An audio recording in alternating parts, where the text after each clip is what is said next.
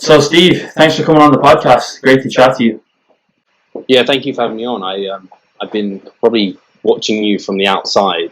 I saw this. I saw you actually develop the podcast, and then Sounds I a bit saw weird, you, but you competed last year. So yeah, I've kind of been like, I don't know. You can see people on social media kind of coming through, and like I saw you work with, I think with Eric Helms, or at least you competed against him, and yeah, I think you actually beat Eric. So yeah, I kind of obviously already knew who you were. So I appreciate being invited on. yeah, And yeah, I know it's going to be a fun chat because I kind of yeah. creeped on you without trying. Uh, yeah, it just sounds a bit weird that you're creeping on me from the outside. Just like a window right here. Yeah, I actually live like in the city centre, so like a lot of people do walk by and just you got these blinds where you think people can see in, but they can't because they're far away. But when people are always like, because mine's right beside a river and it's in the city, people always stop and you think they're looking in at you, and like, but they're not. They're just like rolling a joint or something. I don't know what they're doing, but it's. But no, I worked with Jeff Alberts, but yeah, I competed against Eric. Yeah, I competed, I think, first time in 2013, which was quite a while ago. But and then I kind of took some years off just to grow, and then hooked up with 3DMJ last year. But yeah, my competitive season is over for a while. But I know that you were supposed to compete this year. I had a few clients that were supposed to compete as well, and because I'm in Ireland, there's not a whole host of shows. There's actually only one show. But tell us what happened. You're still going to compete, or what's happened? So yeah, because I've been asked this a few times because I don't know, because this is what I do and people are interested, and I boiled it down to, and this is how I sold myself on not competing this year, because probably you're the same, Adam. Like when you've got your mind set on I'm competing like 2000 and whatever it is, 2020 as well sounds pretty like. Although this is the year everyone's going to remember for a different reason, it sounded like quite a memorable year and everything. Mm. So yeah, I set my sights on this year, but I essentially boiled it down to the stage is always there. I have nothing next year, meaning that I can't compete, and I know don't know, but I presume next year is going to be a bit more of a normal competitive season. So they're going to have their qualifiers, they're going to have the usual finals, and then hopefully like the Worlds will go on as usual. But at the moment, we still don't know exactly what's going to happen. Like the UKDFBA, who are the main people I want to compete with, and like the WNBF alongside that, they have said their finals are going ahead, but then I don't know what travel restrictions are and how Worlds is going to go. And also this year, and the way it all panned out, I was like, I don't know what competitors are going to turn up and how it's all going to be. And it was just that element of uncertainty. And I think probably a lot of bodybuilders are like this. We love certainty, and I hate uncertainty just personally in life. So being so uncertain whether or not all the shows or any shows were going to go ahead, I was just like, I don't want to die all the way down, not be able to compete next year, and like have to wait another number of years before I step on stage again. So I basically got down to quite a reasonable condition. I certainly wasn't stage ready, but I was probably 10, 15 pounds, probably 10 pounds out from stage. And at that point, I was kind of maintaining. Lockdown had happened. I just kind of maintained for a period of time. And then I just had to I was like, I need to make a decision. I don't want to spin my wheels, like just maintaining for ages. So I was like, I'm in a good spot to enter a gaining phase. I bought myself a lot of time massing now. And so, yeah, I've massed, I dropped down from 200 to 180. And now I've gone from 180 and now I'm almost to 190 since like basically after a month after lockdown hit, I just started gaining again after I got some kit that I could train with at home. Yeah, I didn't actually think about that. I mean, I know that I think the shows here, or the show in Ireland, was cancelled because they just couldn't get enough applications. I mean, because people, Right. if you don't have the gym, right, it's pretty risky financially to run the venue and stuff, because people aren't going to compete if they can't. Well, a lot of people aren't going to compete if they can't get to the gym. And I did have a conversation with somebody who is competing at the, I don't know if it's the UK DFBA finals. I think that's the only show they have, or a novice show. That said, because I was like, do you think much competitors will show up this year? And he said like, oh well, the committed ones will. But at the same time, I think I'd pretty committed. But if I could only train at home, I probably wouldn't compete. I just don't feel like I could probably give myself the full the full training. I mean, the full training experience. I mean, in terms of motivation wise, just even equipment. And I know that there's limitations. You can certainly get a good training session at home, but I think there's just being in a gym, being in the gym environment, and then even being able to get your hands on enough equipment. I couldn't get enough weights. I could only get a certain amount. And I got them in March. Anybody who would have waited till say April, I mean, they're pretty screwed. I mean, I don't know if they would have got anything. So, yeah, it will be interesting to see in October if what the standard is like, because I think some people would even have may have pulled out that would have been say higher level bodybuilders, just because it's uncertainty, and they still may not even go ahead. And I don't know what the story is with Worlds in I think it's December this year maybe, but I don't know if they're going to go ahead. I mean, they probably will go ahead, but can people travel to the US? I don't know what the restrictions are. I don't plan to go to the US anytime soon. But yeah, that's interesting that obviously you didn't want to get down too lean, because there's a point, right, where you get so lean that you've actually just screwed yourself up physiologically for a couple of months for the sake of for what. So I had a few competitors, and one guy, he was going to just. He said, well, let's just get down to show levels of leanness anyway, and I'll compete next year. Well, you're just pissing away a couple months of progress there, because it takes so long well, depending on the person, but it takes quite a long time to recover, just hormonally. So you're not the first 4 months or 4 to 6 months even, you're not even making any progress. You're just regaining lost muscle. And I think, say the further pushing, you said you're 10 pounds away or so from stage weight. I think if you had pushed that last 10 pounds, for every single additional pound you would have lost, you would have had, a marginally worse, or, a marginally longer recovery period, because those pounds are a lot more impactful than, say, the 10 pounds before that. Would you agree, or what's your thoughts? 100%. I always talk, and I'm someone who can sustain a leaner body fat. I just have always been able to do that and feel kind of somewhat normal, but I was just on that edge of the diet really starting to bite, where you're like, I know this is where I'm below my kind of lower end body fat settling range, if that is it's just a theory, but I think it quite often people can hear it and kind of relate to it, and when they kind of go through it, they can practically see that is a thing. And that's definitely where I was, where I had some striated places. I still had plenty of fat to lose around the glutes and the hamstrings and the quads. But yeah, if I'd, like you said, any further down, essentially, I kind of think when you're out of that body fat settling range, you're almost like you're on fire, and you just want to get out of being on fire as soon as possible. It doesn't matter if you have refeeds, diet breaks, you're still somewhat on fire. You need to recover at some stage fully. So I wanted to avoid that, and that's essentially, I hadn't competed, like you said, you competed 2013, and then last 2 years ago you competed 2019. No, I competed. Yeah, I competed 2016 actually as well. I did the WBFF, if you know what that is. Yeah, I got smoked. I mean, not for you. Nah. I mean, it's not to talk about federations, but it's just, it costs so much money just to enter the show, and it was just a business. Okay. And then it's just, I'd want to be about 15 kilos heavier to be a fitness model. It's not drug tested, is it? No. So yeah, then I competed in last year, 2019. So yeah, it'll be a while, but yeah. Sorry, what were you saying? You were on about the body recovery. Yeah, essentially, I got down to 180 pounds, and I was not expecting to look as lean or as good as I did at that weight. So I was ready early. So I miscalculated. I planned backwards from finals, and then kind of all the qualifiers were cancelled. Finals got pushed back later, and I was like, I'm already ready early. And if I put I can't just maintain for months on end. There's just, why would I do that? Piss time away when I can just go into a gaining phase and not have to go for a recovery period and then compete next year. So for me, it wasn't.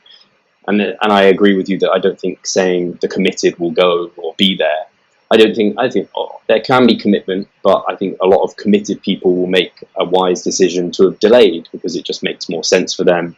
Or like you said, they can't get equipment. I was very similar to you in that I went ahead and purchased stuff as soon as it was there, and at any risk of not having equipment, I was just like, Charlotte, can I get my girlfriend? Can I get a barbell? And she was just like, if it's going to stop you going psycho, just get it. Yeah. So I just ended up getting it all. Yeah. We're 9 floors up So I'm 9 floors up in this block of Oh flats. shit! So bringing all that up, Yeah. I wasn't even sure. But luckily, we have I'm on the ground. Yeah. I'm on the ground floor, so I'm pretty lucky. Yeah, I mean, when I got the equipment, like it was 2 weeks. I think my gym hadn't even closed yet, but they were saying, Oh, wow. and but you know, I thought it was a bit naive to think that the gyms are going to open back up in. I think they closed here earlier than in the UK, but they said they'd be open up in 2 weeks, which was completely. I think it was 6 months later they literally opened up. So it kept me going for quite a while. I did lose a little bit of steam towards the end, just not leaving the house, training at home. I don't know, didn't really enjoy it that much anymore. I noticed that you're still training at home. Are you back in the gym, or do you still train at home? Or? So all my leg sessions are completely at the gym now because there's just the machines essentially for legs. That's the thing I was missing most. I managed to get like dumbbells, barbell, got this cable thing that can do basically a lot of the upper body stuff. But yeah, for legs. So I train all my leg sessions in the gym, and then I do, I think, one full push day here and then one other session here. But most of it is at the gym. So I just do some here because it's just so convenient actually having it all at home, and because I work from home anyway. So I wasn't going to change my sessions. So I was just like, I might as well just do it from home now rather than having to go back and throw to the gym. And something I've struggled with in gaining phases is being able to consume enough, because my steps end up getting quite high. So I was like, this keeps my steps down as well. So yeah, I do a few sessions still at home, but especially in this heat, I'm particularly wanting to be in the gym at the moment with the aircon. Yeah. And I've never been one of those people that's particularly like needing a gym environment. I go to the gym, so it's not exactly got a crazy great environment for bodybuilding or anything. But there is something about being in that environment with people who are working hard, and part of actually just leaving the environment of like, this is my desk where I work and then I train behind me. It's just, there's something about being in a zone of this is dedicated for lifting, and you just get into that mindset and it helps. And it's the same with like, your bed needs to be where you sleep, and don't eat in there, don't kind of play video games and watch TV, because your mind associates those things and will be wakeful when you want to sleep. And I think the same for me sometimes. I think, and I can see why people struggle, especially after a long period of time. Like, your home is often a place of relaxation, entertainment. It's not really like working out. Maybe if you have a garage gym, that's a separate place. I can see that. But yeah, so I am eventually going to transition fully to the gym. Part of me is also, I've invested in all this kit, and so I'm like, I don't know. Me feel like it was. I'm not sure what to do with it. To hold on to it, I can't keep a squat rack in my living room, for forever, and I don't have a garage, but I honestly don't know what to do with it, like, because you never know in wave 2 or wave 15, whatever. Exactly. This could close again. But tell us about your off season. I suppose you're not really in season anymore, but you plan to be in competitive season this year. You seem to have made some visual progress between those 2 seasons. Tell us about when your last season was, and what you did in between that period to kind of progress. Because a lot of people would think, anybody with a decent amount of muscle, someone who's very skeptical, would say, oh, they're at their genetic potential, there's no point in even trying to do much more anymore. And you kind of, I suppose you did defy the odds. You just made some good progress right in between those periods. So tell us, when was your last competitive season? When were you last lean, and what did you do since that period to kind of make the progress that you have between then? Cool. So yeah, my last time I competed was 2017, and my stage weight was around, I'd say the average was 165 pounds, which at 5'10" is nothing particularly impressive, but it's like a middleweight, and I wasn't a big middleweight. I was kind of like mid-range. And actually, I managed to get to UKDFBA finals and place in the top 5. I was 5th, but I was in the top 5. So actually, no, there was a top 6. So I was 5th in the top 6, which sounds slightly better.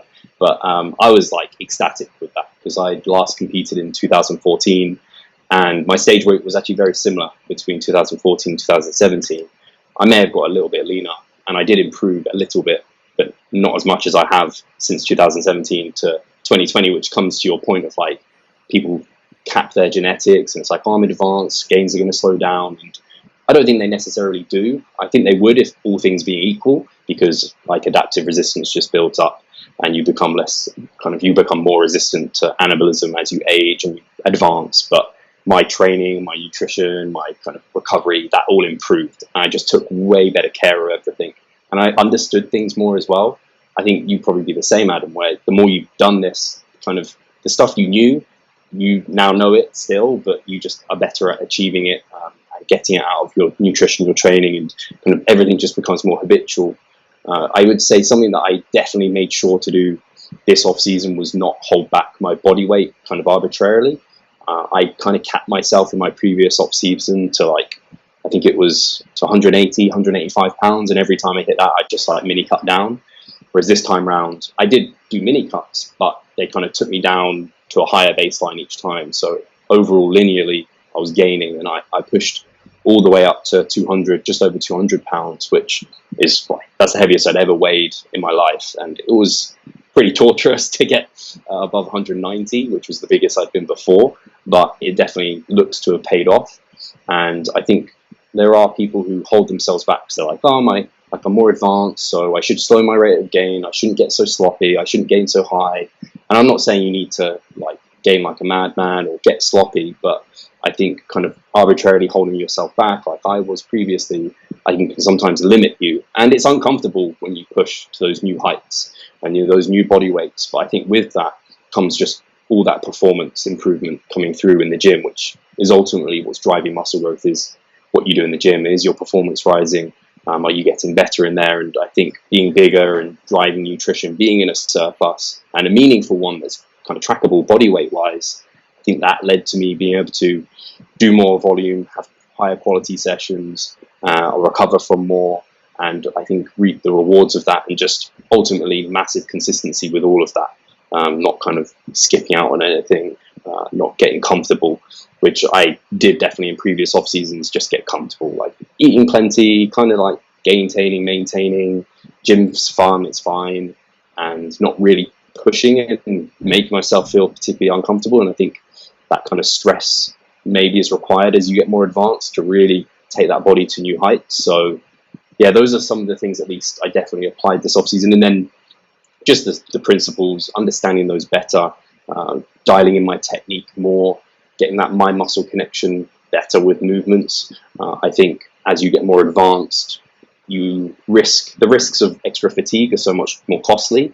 So if your technique isn't dialed in, you can be wasting away fatigue that's ultimately going to drive down the amount you can recover from and going to drive down the stimulus you can produce. So for me, dialing in that technique, getting better acquainted with my true kind of reps in reserve, my relative intensity, and taking myself through my mesocycles like that, I could actually just be like, okay, I finished this session and I know I've got a fantastic stimulus for said muscle group, but I know next week I can do a bit more, and then get to a point where I can't do any more, properly deload, really make it light and easy, recover, and then go again. And then like small things, taking care of my sleep. I mean, that's probably not a small thing, but I've been like obsessing about sleep for quite a while, and I love it. And I get super frustrated when my sleep's not like perfect, and it very rarely is perfect, but I can't even imagine when I was ignorant to it before, how bad I must have just been all the time with my sleep, because I just didn't really think it was a big deal. It's like, yeah, get to bed at like an okay time, wake up whenever I wake up. Whereas now it's like, I know the things that I can do to improve that, like sleep hygiene. And then it's just become habitual, like I said before, like you just start nailing down all these habits, and what I do on a daily basis, I don't look at it and I think, oh, that's like crazy, obsessive, extreme. I'm just like, oh, I do all these things without really thinking about it. And I think that has helped the consistency and overall helped my off season. So yeah, I kind of just went on a ramble, but those are the things that come to the top of my head when I think about what allowed me to improve over the last kind of few years. So with regards to nutrition, were you trying to gain, or body weight and nutrition tied it together, were you trying to gain a specific amount of weight over a period of time, and then when you got to a certain level you decided to mini cut, or did you just feel like, okay, I'm a little bit fat now, I need to cut back, or was your hunger, your hunger signal dampened down that you decided to mini cut? Was there any kind of method behind that? Yeah, so I tend to like to gain at, and I think in that off season I mostly gained at about 0.5% per week. So over a course of a month I gained 2% of additional body weight, which is on the higher side, I think, of most people's recommendations. but I just wanted to know that every bit of effort I was putting into the gym, I was reaping almost every bit of muscle I possibly could from it, because ultimately, like you say, a mini cut, you can wipe off a lot of fat in a short period of time if you're aggressive with it and you have a lifestyle that allows you to do that. And I struggle sometimes sharing some of my results and things with people, because I think people look at it and they're like, oh, Steve's an average guy, he gets these quite pretty good results, that inspires me to get those. And I'm like, I might be average from a genetic standpoint, but my lifestyle is not average in that I'm self-employed, I work from home, I can eat when I want, I can train when I want, I haven't got like kids, I haven't got many commitments, I can put a lot into this thing that a lot of other people might not be able to. So I don't know where I was going with that. Okay, so in terms of like gaining, so at 0.25 to 0.5% every week was kind of the rate of gain I was looking to achieve. And then in terms of kind of implementing mini cuts, it would typically be, I would follow 3 to 4 mesocycles worth of higher volume training. And I tend to find once I get to that point, I'm almost using somewhat the kitchen sink of hypertrophy tools, in that I'm using a large kind of number of repetition ranges from like 5 up to 30. I'm using kind of metabolite intensification techniques. And I'm just at a point where things are starting to feel a little bit stale. It's becoming increasingly obvious that I have to do more to get just the same amount. And so I feel like I need a bit of a lower volume period. And at that decision, I can make, am I at a body fat where I could cut down a few pounds and look better for it, feel better for it?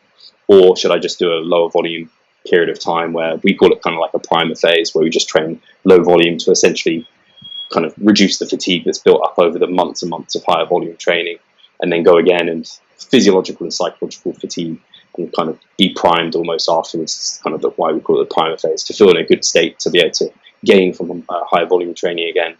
And so, yeah, I would basically make the decision, am I of a fatness that requires a mini cut? And after kind of show, I think I can probably run like a good period of time without needing a mini cut. So probably 2 blocks of like 3 to 4 mesocycles worth of hypertrophy, primer 3 to 4, and then mini cut after that one, where I am considerably fatter than I was when I competed, and then probably run 2 to 3 maybe after that in terms of like higher volume and kind of gaining at a meaningful pace, and then mini cut again.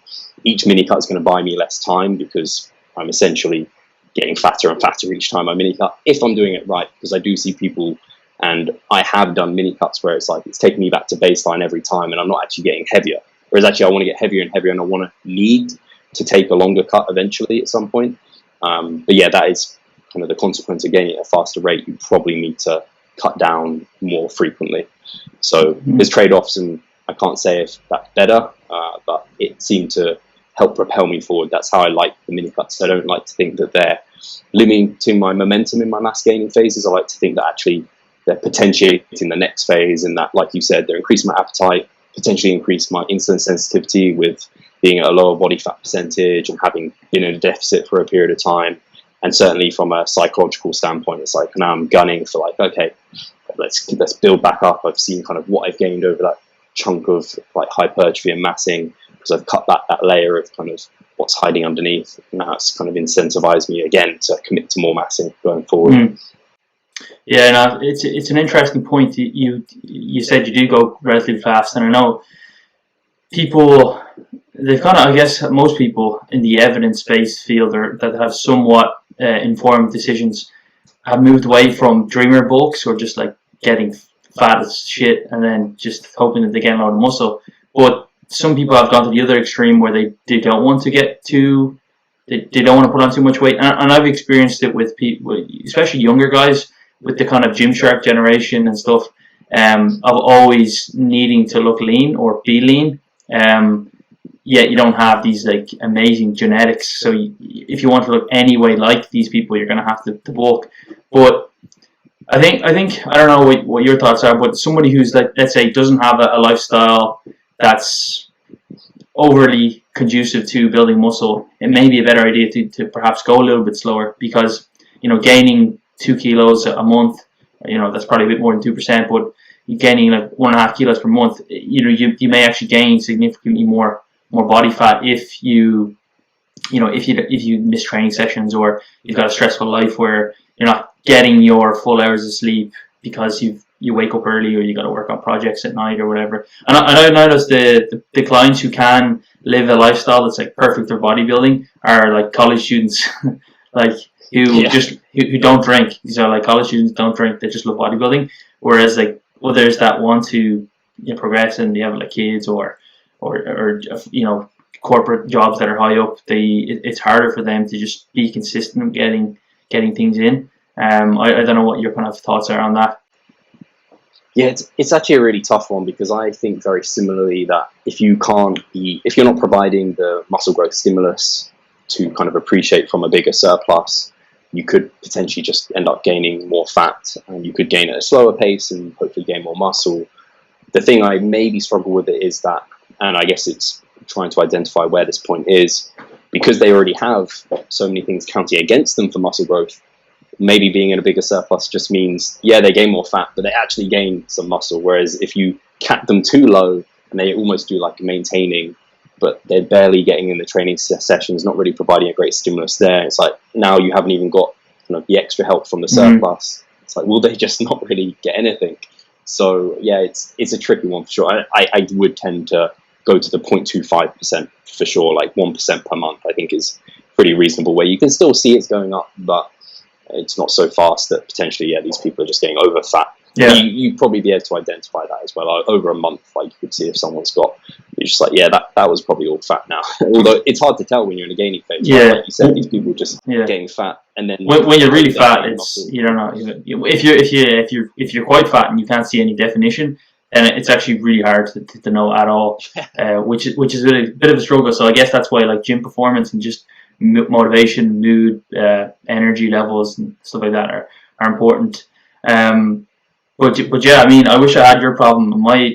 For me, getting uncomfortable body weight, I'd be like 260, like Ronnie Coleman or something like that. Wow. I never got that. No, I've never got that. I never got that weight. But I'm just saying, like right now, I'm not lean. I don't know what body fat percentage I am, but I feel like I'm in my set point, right? So like, I think when you're talking about your recovery from, or how many kind of building phases or massing phases you do post show. For me, in February, I think it was March, which was I don't know, it's about 4 or 5 months after WMBF Worlds. I gained quite a bit of weight because I started back doing masters. I just had a pretty hectic lifestyle, and I didn't worry about gaining additional weight. I didn't try to blow up, but I was like, I'm just gonna eat when I feel.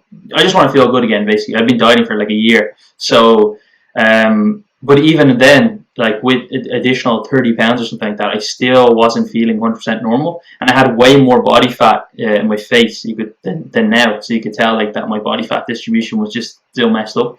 So it wasn't like hormonally normal. But even now, I'm like 211 pounds. So it's like, for me, and I'm like not eating a lot of food. I do like at least 10,000 steps a day. So I could easily get to like Lee Priest style off season, where I'm just eating buckets of chicken and I'm like, give me more, baby. Yeah, it's not difficult for me. I suppose where I would struggle for me personally is actually trying not to get too much and like actually being meticulous with quite meticulous with my tracking, because I like to sometimes not track, but that I can get pretty derailed with that if I don't track, and just kind of, I won't say intuitive eating, because but just more instinctive eating, I guess, based off my hunger and stuff. I'm just born to be a fat guy. So that's where I really struggle.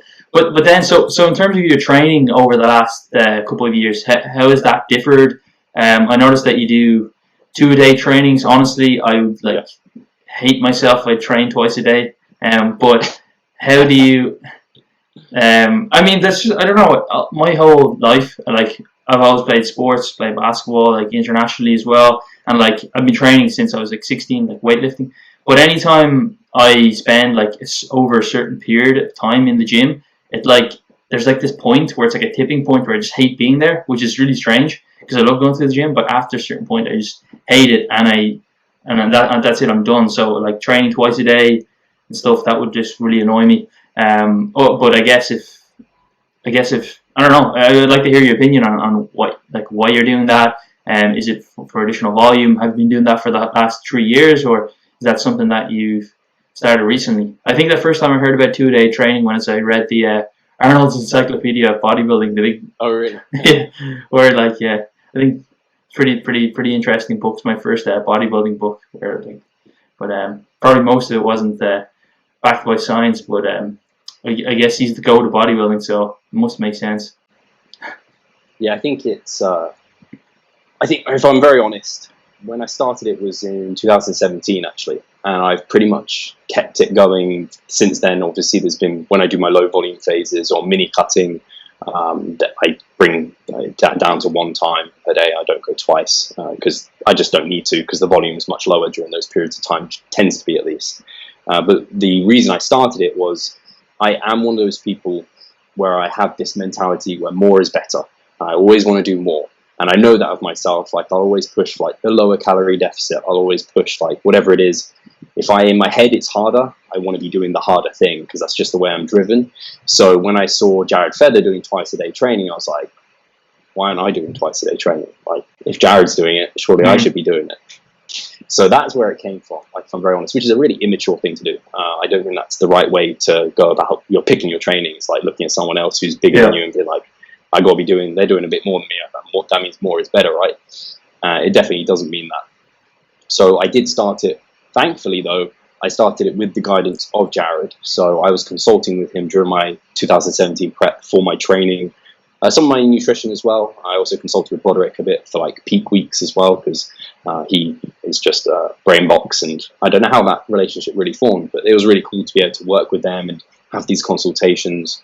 And it's nice in a prep, like preps are tough, so to be able to have someone to chat to now and then was nice. So yeah, he helped me design these twice daily training sessions, and it ultimately came also because it was in a prep where it just allowed me to keep my activity higher. So I could walk to the gym, come back, walk to the gym again, and that was like a 10-minute commute. So it was just nice small walks. And now I continued it because it has suited my lifestyle nicely, and it helps split my day up from work very nicely as well, which I like, whereas otherwise I'd just be sat at my computer for a long period of time, which I think I'd hate. Like you hate being in the gym too long, similarly, and I'm the same with being in the gym too long.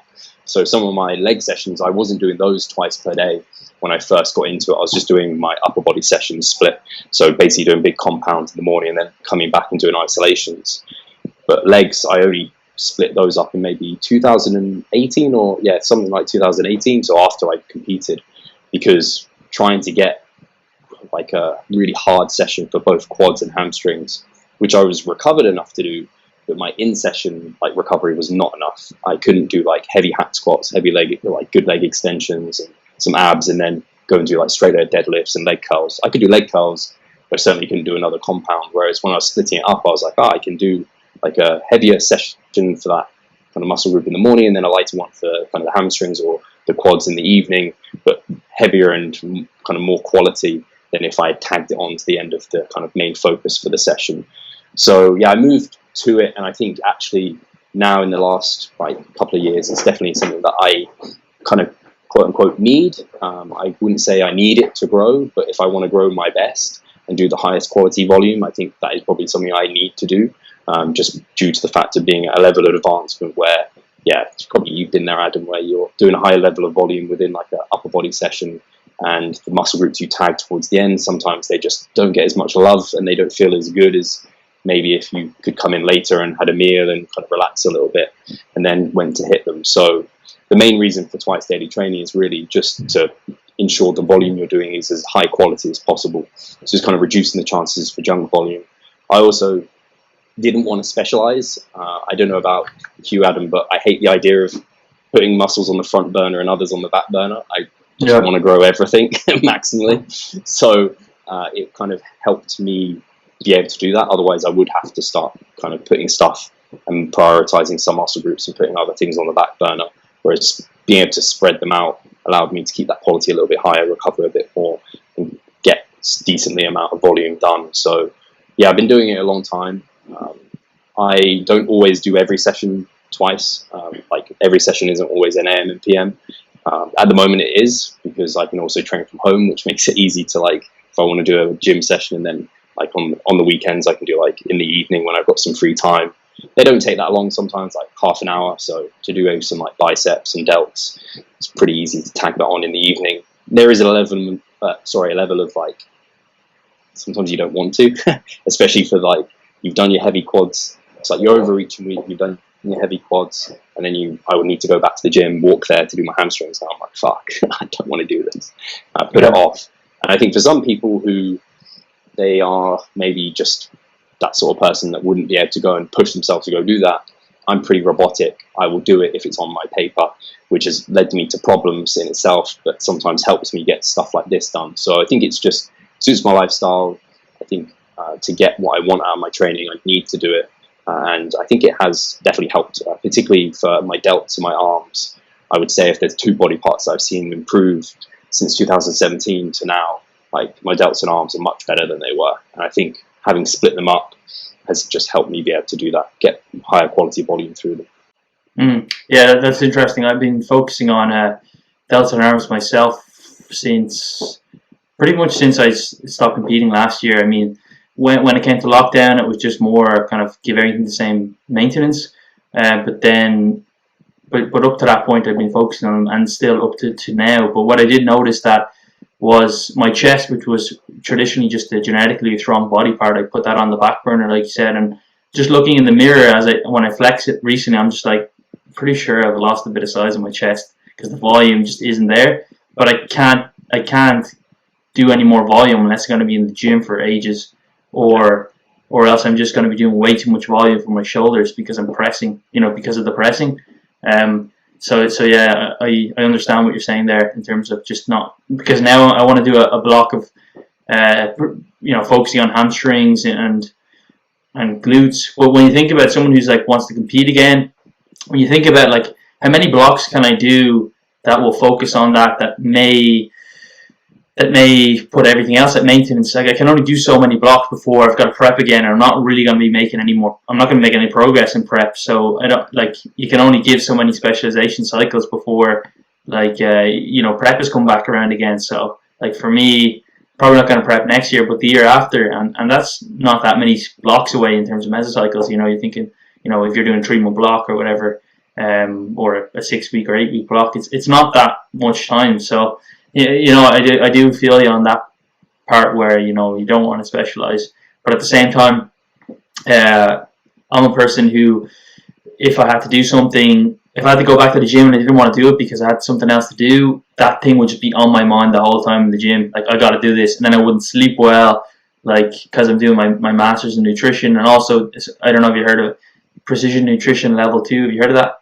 Yeah. So I mean, probably a bit much to have taken that on because I'm just pretty much stressed about it all the time. But to do both of them, but yeah, if I was to go to the gym and then push one of those out, I'd just be in the gym the whole time thinking about, oh fuck, I gotta go home and like I gotta submit a case study or whatever, and my session would be crap anyway, and I wouldn't be enjoying it. I mean, at the end of the day, you do it to enjoy it, right? You don't just bodybuild because you're getting paid like to compete in the Olympia stage or whatever. So yeah, what specifically did you do for like your delts and your arms to bring them up? Was it actually just splitting up their own sessions, or you mentioned a bit about form? I noticed that helped me a lot. I peeled the weight back a bit, and it's actually Alberto Nunez gave me this advice at WMBF Worlds when I competed. My physique just started to fade a bit, so I competed in July, September, November, and by November my physique was just. Yeah, my delts had just lost size. I mean, on my arms, I don't really know why, because I didn't get that much leaner. I got a little bit leaner, but I think just hormonally, I was just in this, this place where just your hormones are just not in a good position. So I just probably started to lose a bit of muscle, holding body fat, and my delts and arms just went first. And used you just focus on. Don't necessarily add way more volume, but just make sure your form is on point. And that's what I really did focus on, my form. I know Alberto has had his arms were an area that he wanted to bring up as well, over his career, just genetically. And that's what I just focused on, form, peel back the weight, really focusing on form, hitting the biceps from multiple angles, stretch behind the body, focusing on spider curls and just different positions, and it seemed to have worked. I don't know yet, but that's what I seem to have done, and placed them in at the start of workouts. Previously I hadn't been doing that, so like when you first start in the gym, right, or most people think, oh, you got to bench first, and then you got to row first, and then you got to bench, and then you stick arms on the end. You do chest, then you do back, then you do shoulders, then your arms, or else like back first. But I'd never really trained arms first, or like done like side delt raises like early on in the workout, where I actually switched to the workout that way. And I think about it, it's like, well, why would I do bench last? Well, I have a strong chest. I don't need to be doing bench press. Like, it'll just look like I have like breasts on stage or something. So, what worked for you? So yeah, actually, it's funny you say putting your kind of the delts in the arms first helped, and I mean, there's even research showing that probably that is beneficial. And I think anyone, just you think about it, you're the freshest, you can give it your best go. And so actually that highlights one of the benefits of splitting the sessions up, because essentially I get that benefit of kind of hitting my arms if I put them first in the PM session, which sometimes I do, like today I did, and then like sometimes put my delts first within that PM session, or at least when I do them, it's after like, you know, I do biceps and then some side lateral raises. I haven't done like chest press, incline press, and then come to them after all of that. So that's definitely something that helped. I think the twice daily sessions no doubt did help there.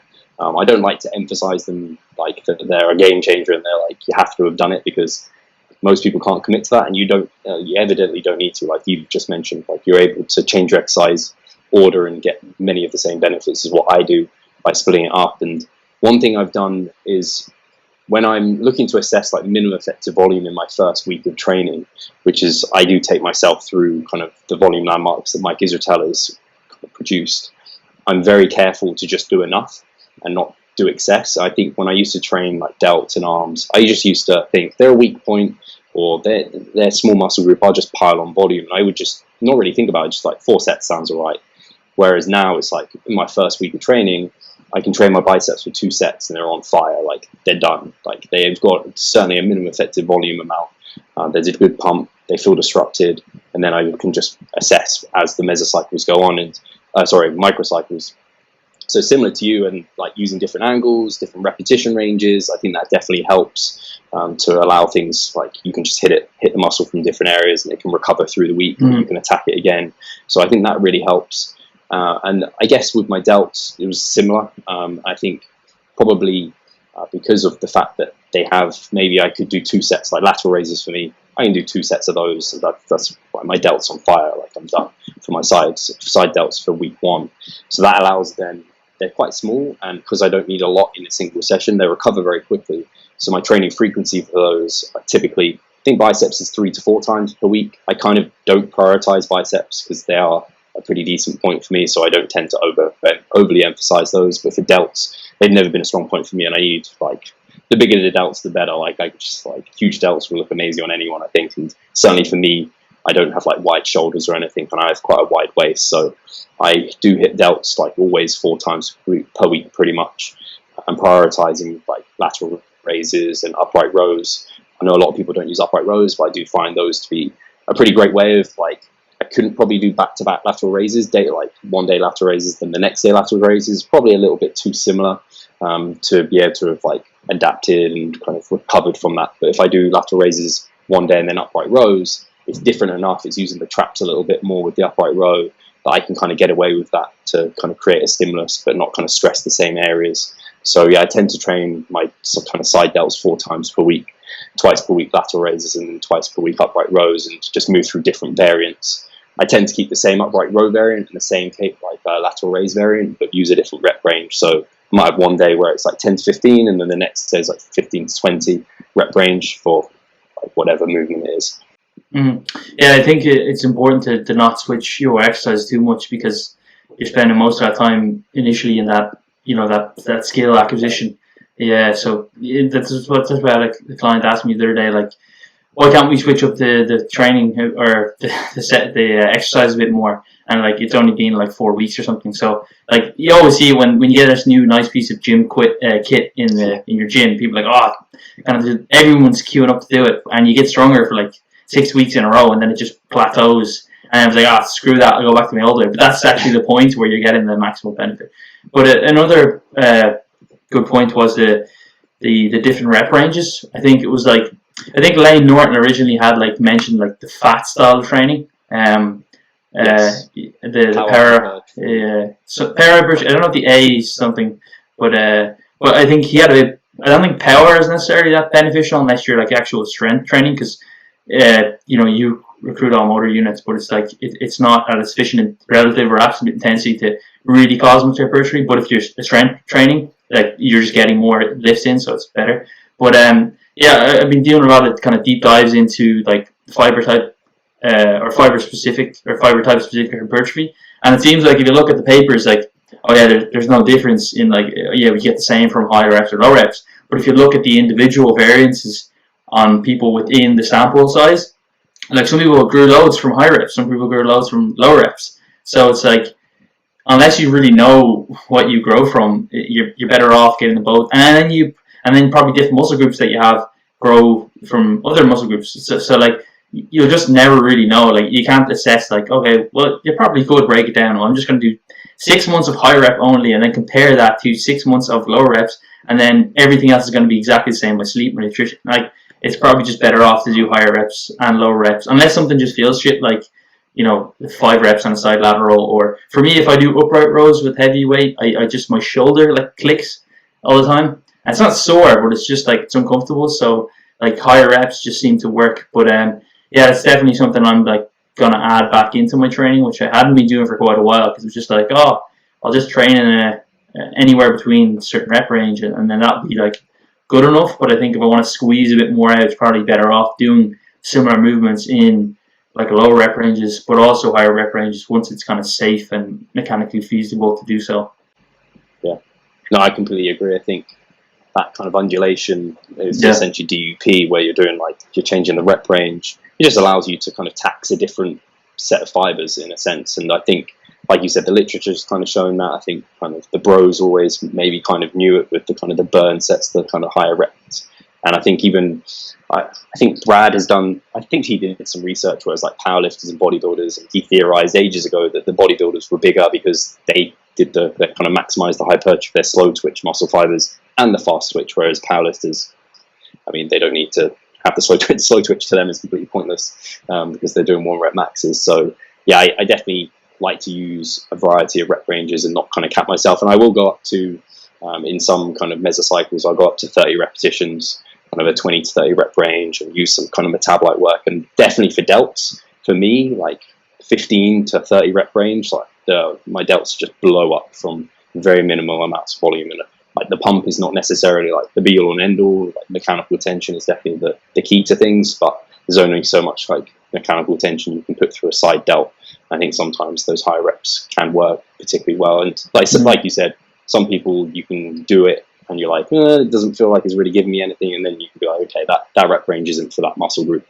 But for me, I found, and I think probably a lot of people, I can work through the whole range. I don't really know which one's better for me necessarily. I just kind of secure myself by doing them all at some stage. Mm-hmm. And did anything change with regards to like your supplementation over the last couple of years, or do you kind of stick with the basic supplements? Is there anything different that you use that you've changed? I am one of those people who I have my cores, like the things that I always take. So like vitamin D3, creatine, monohydrate, and omega-3s if I don't eat fatty fish. I think they're pretty much I added 2 to my core list. So those were the 3 that I always would traditionally take.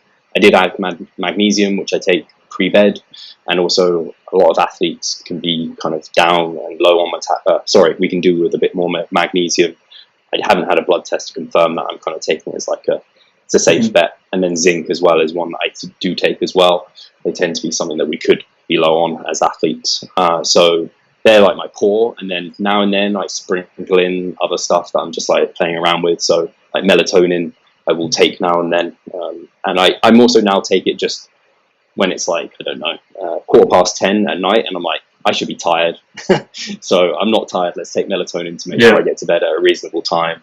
And then ashwagandha, that's something I've been playing with a little bit more consistently, taking that. I am quite an anxious person. I am quite stressful from small things, and so like social media even stresses me out, which is silly because that's somewhere I spend a lot of my time. But little things can kind of stress me out. I don't do well with like disagreements and kind of arguments and stuff like that. So anyway, ashwagandha is something that I've been playing with a little bit more to help deal with that sort of thing, especially as the brand grows bigger and stuff. It's something I've noticed that's getting away with me, and it's not been beneficial. And then I'll throw in like a random pre-workout here and there. I was working with De Novo for a period of time, so I still take like their nootropic now and then, which I really like. That definitely helps like with work and check-ins and stuff. Sometimes I take it before leg sessions because it's more of a focus. And then like I tried their pre-workout, and then like throw in different protein powders and stuff. But like whey is pretty much the standard. Maybe I'll use casein if I'm not eating Greek yogurt or something before bed. But yeah, they're pretty much the standard. I have thrown in. I've actually got it down here. I bought it again. I go through periods of time where I'm like, I should buy that again. Chromium picolinate, which is like meant to be like somewhat of a GDA. So I'm very, I say that in a way, like I'm very skeptical, and I'm not sure how much it's going to help, but there's like small bits that it might do something, and I probably should be consistent with it if I'm going to take it. But I just do that sort of like now and then. I'll try some different sleep things, so like lavender and like 5-HTP and different things that like might help with sleep. I've tried some different products that kind of are meant to be able to help with that. I personally haven't seen anything like amazing with that, but sometimes if I've had a few poor night's sleep, I'll like throw it in just to see if it'll help. But yeah, so I have that core, and then I just chuck in some stuff down then that looks like it might do something fun. I have a very similar supplement stack. I think 5-HTP is also fairly useful if you are feeling kind of down mood-wise.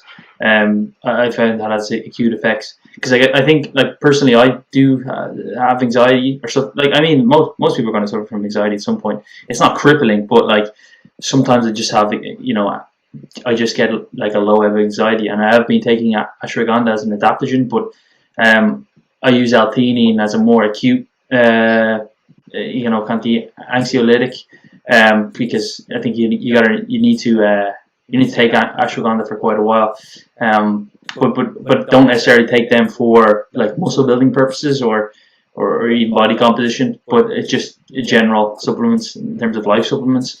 And like you said, pre-workout. I think, do you make your own pre-workout, or do you use a pre-formulated one?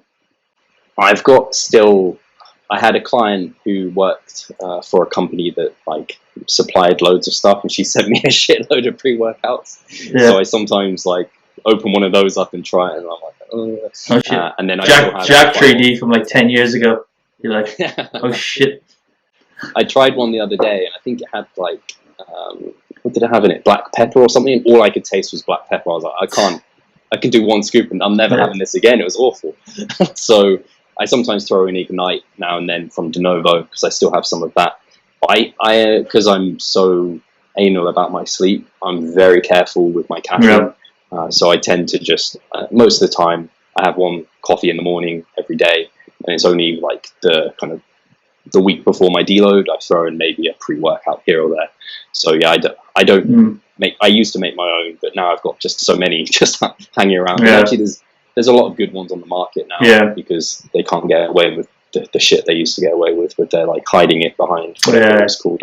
And proprietary blends, whatever. And then also you gotta, when you make your own, it usually tastes like acid or something like that, because you've got like acetyl L-carnitine in it, and it's just like, it's like drinking apple cider vinegar or something like that, and it just, you've got to mix all these different powders at different packages and stuff. But yeah, the same as yourself. I think I really try to cut back down on my caffeine intake, like maybe one coffee a day, and have that in the morning.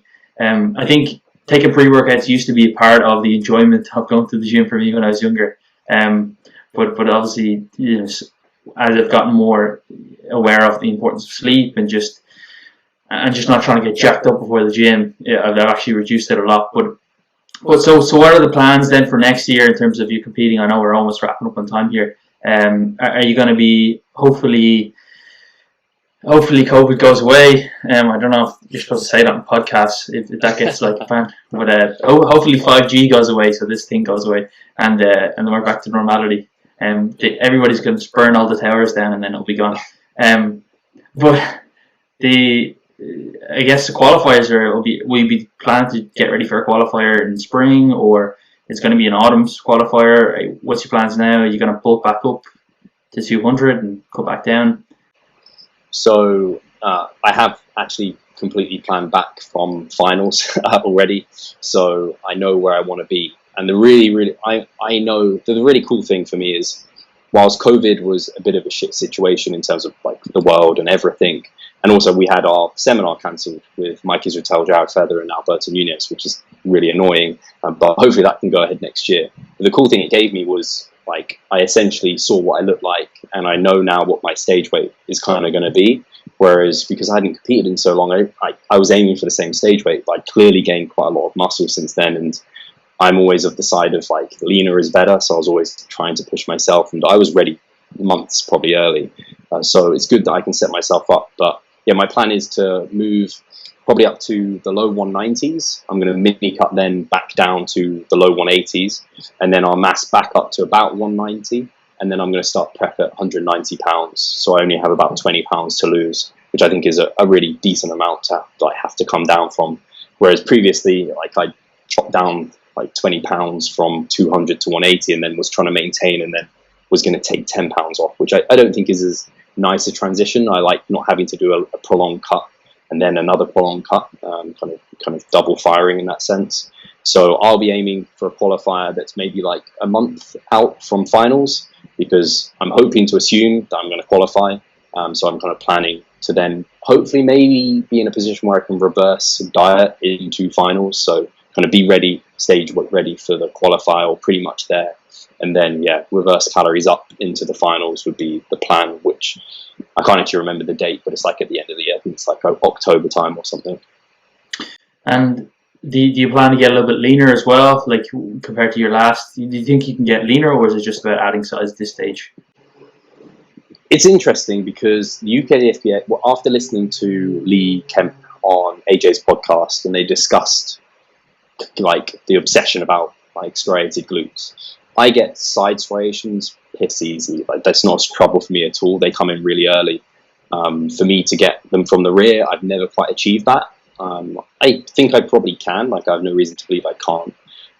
But leanness was always my calling card, and I think that's why I was quite successful, is because I was leaner than others. But having heard Lee Kemp talk about what kind of people should be aiming for, it sounds like they're maybe changing what they're scoring as highly, or maybe they're trying to improve how they score, because I think like shredded glutes were like, you need those to even be considered. And I think it's an easy way to be objective. Like, they've got their glutes shredded from the side and rear, like they're in my eye. Whereas I think now they're looking to be a bit more kind of comprehensive and kind of compare all the kind of muscularity, symmetry and everything. So I don't know if I should get leaner than previous, especially if it means sacrificing any sort of size. Like you said, you felt like you lost a bit of like bicep and delt. I think they're looking to avoid people doing that sort of thing and like come in a bit fuller, even if that means you're not quite as conditioned. But it's all good and well saying it. I'm very interested to see how they score people at this finals, because they might say that that's what they want, whereas I'm going to go off what they actually kind of reward. So I'll kind of go off how it looks like, how they're scoring, if it's changed. I know some federations like a bit of a bigger, softer physique, but normally for natural bodybuilding, they go for the really shredded guys. So it's interesting. Yeah, I think I did listen to that, or at least some part of it where I did hear him say that. And one of the reasons was he said, like, you know, your life is basically like miserable when you're getting that lean, but at the same time, like, if I was a bodybuilding judge, and I get that it's not just who's as shredded as possible, but it's like who's got symmetry, who's got size.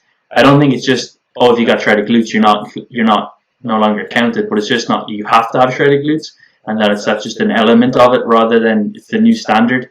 Like, if you look at like Lane Norton, the last time he competed, like he wouldn't have, well, he probably would have placed because he's muscular, but like he didn't have shredded glutes, you know. He had like boxed in glutes, but they're not shredded. But yeah, it's interesting. I remember when I was at the WMDF Worlds, I saw, I'm sure you've heard of Brandon Kempter. I'd never seen a guy, like, he's got great genetics because like he's younger than I am.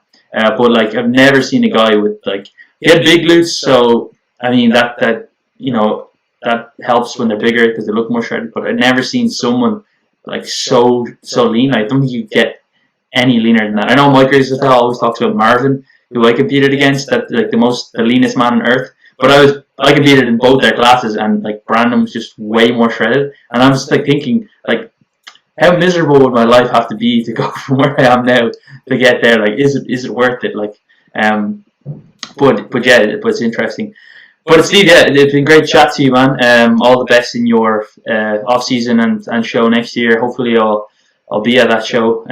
Just to kind of keep my appetite whet with some bodybuilding shows. So where can people find more about you? Obviously, you do your podcast, but I'm sure most people will listen to this, or everybody will know about that. But what about yourself? You know, from your own mouth, where can we get more about you? Yeah, first of all, thank you so much for having me on again. It's been a fun chat, just like shit talking about this sort of thing. It's always fun. So yeah, if people, the Revive Stronger podcast, like you said, hopefully people can kind of go check that out. I recommend they do, just because they get to listen to some really cool people I am fortunate enough to interview. And then from me personally, revivestronger.com has our like everything we offer as an online coaching company. They can seek that out. And then I'm Revive Stronger at Revive Stronger over on Instagram, which is the place I'm most present, and people can kind of chat over there to me, DM me. Yeah, they can creep on me like I creeped on you, but yeah, that's me.